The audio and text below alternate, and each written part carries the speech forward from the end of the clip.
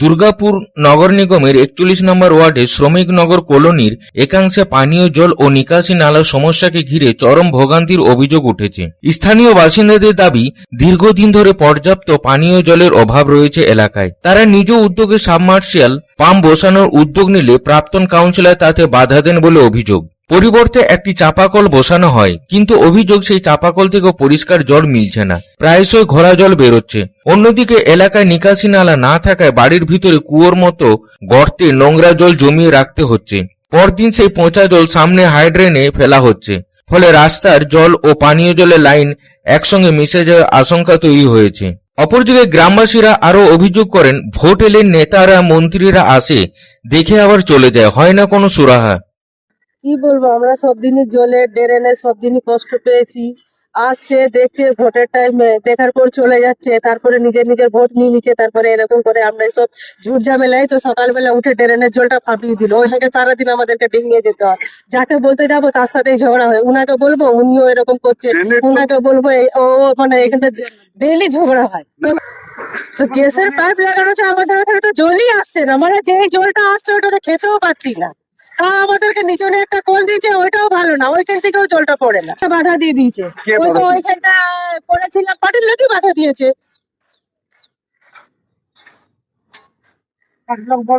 পরবর্তীতে কল হয়েছে, এখানে পার্টি থেকে কল করে দিয়েছে। হ্যাঁ, পার্টির থেকে করেছে, নিচনে যে কলটা করেছে এটা কাদা জল বেরোয়, এটা পরিষ্কার জল বেরোয় না, খাওয়ার মতন জল নেই। অপরদিকে প্রাক্তন কাউন্সিলরের দাবি, এলাকায় মাত্র 4টি পরিবার বাস করে, তাই সাবমার্শিয়াল বসানোর অনুমতি দেওয়া হয়নি।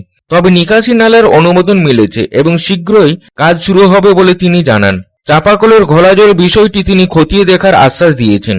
যে ওটা দামোদর কলোনি বলে, ওখানে হচ্ছে নিকাশি নালার যে কাজটা আছে, সেই কাজটা ওখান থেকে একটা জলের পাইপ যাওয়াতে কেন্দ্র করে একটা মোটা জলের পাইপ ড্রেনের মধ্যে দিয়ে গেছে, যার জন্য নিকাশি নালাটার হচ্ছে জলটা হচ্ছে বেরোচ্ছে না। এবং আমরা ওইখানে ওই দামোদর কলোনি থেকে নিয়ে মহানন্দা পল্লী জলবস্তি পর্যন্ত দীর্ঘ 1 কিলোমিটারের উপর 3 কিলোমিটারের উপর 1 কিলোমিটারের উপরে রাস্তা 37 লক্ষ টাকা অলরেডি টেন্ডার হয়ে গেছে, কাজ উদ্বোধন হয়ে গেছে, কাজ শুরু হবে। নালার যে সমস্যাটা হয়েছে, সমস্যা তৈরি করেছে জলের পাইপ লাইনটা নিয়ে। ডিএমসি থেকে কোনো সমস্যা ছিল না, ওনারা সমস্যা তৈরি করেছে। যাই হোক, টেন্ডার এবং উদ্বোধন হয়ে গেছে, কাজ শুরু হবে নিকাশি নালার ব্যবস্থা।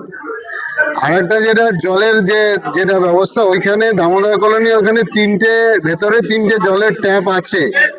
সামনের ট্যাপে ওই জলটা পড়ছে না, তার জন্য একটা চাপাকল লাগানো হয়েছিল। তো চাপাকল লাগানো ইদানিং ওখানে ঘোলা জল বেরোচ্ছে, ওটা আমরা জলের ডিপার্টমেন্টের ইঞ্জিনিয়ারকে খবর দেওয়া হয়েছে, ওনারা এসে ওটা দ্রুততার সহিত ওরা ঠিক করে দিয়ে যাবে। আশা করি পরবর্তীকালে অসুবিধা হবে না। অপরদিকে এই বিষয়ে বিরোধীরা সুর চড়ান। এই নিয়ে রাজনৈতিক তরজা শুরু হয়েছে, সরব হয়েছে বিজেপির এক নেতা অভিযোগ করেন, দুর্গাপুর পৌর নিগমের প্রতি ক্ষোভ প্রকাশ করে বলেন যে দুর্গাপুর পৌর নিগমের জল সাপ্লাই বিভাগ কাটমানিতে পরিণত হয়েছে, সাধারণ মানুষের জন্য কোনো কাজ করে না। দুর্গাপুর মিউনিসিপ্যাল কর্পোরেশনের ওয়াটার ডিপার্টমেন্ট তারা বর্তমানে কাটমানি ডিপার্টমেন্টে পরিণত হয়েছে। বিনা কাটমানিতে ওখানে কোনো কাজ হচ্ছে না।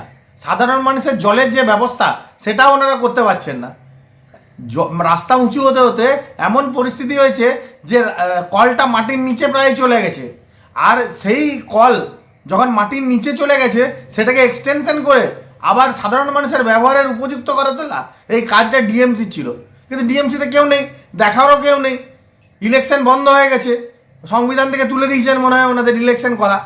ফলে এমন একটা পরিস্থিতি হয়েছে, শুধু লোকের কাছে ঘ্যান ঘ্যান করে ওই উন্নয়নের পাঁচালি শোনাচ্ছেন, কিন্তু সাধারণ মানুষের দুঃখের পাঁচালিটা আপনারা কবে শুনবেন? আর ওখানে যে টিউবওয়েল আছে সেখান থেকে তো রঙিন জল বেরোচ্ছে, সেই রঙিন জলকে আপনাদের বাড়িতে আপনারা খাবেন, যে সাধারণ মানুষকে খেতে বাধ্য করছেন? আমরা পরিষ্কারভাবে বলছি, যদি আপনারা এর পরেও আর আপনাদের পক্ষে সম্ভব হচ্ছে না এই সাধারণ কল লাগানো, মানে 4 লক্ষ টাকার কল লাগানো যদি সম্ভব না হচ্ছে, তাহলে আপনারা বলুন, আমরা দরকার হলে সাধারণ মানুষের কাছ থেকে চাঁদা তুলে ওই কলটি লাগিয়ে দেওয়ার ব্যবস্থা করব। দুর্গাপুর থেকে সাধন রুজের রিপোর্ট, পাবলিক টাইমস।